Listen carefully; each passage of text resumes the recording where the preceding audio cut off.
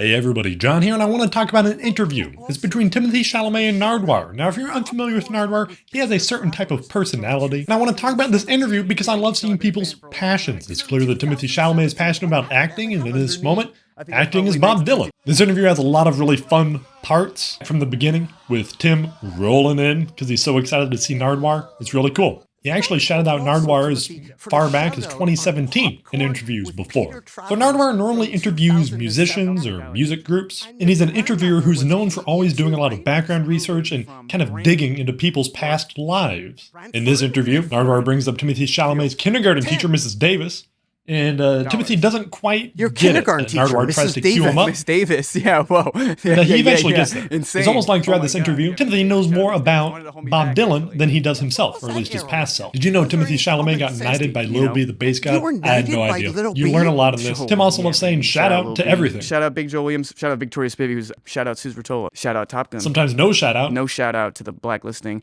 McCarthyism government. It's clear Timothee and Nardwaur both respect each other and their passion for what they do. Now, obviously, all of this is promo for a movie. Let's acknowledge that. It's fun. I have no comment on the movie. I haven't seen it. One of my favorite parts is near the end when they're record shopping together. You get to see Timothee's musical taste and how amazingly varied it is and how fun it is. He sold like 10 or 15 records, and then he's like, and am I paying for this? And Nardwaur says, I hope so. And he's like, all right. Well, Dune did well. We're okay.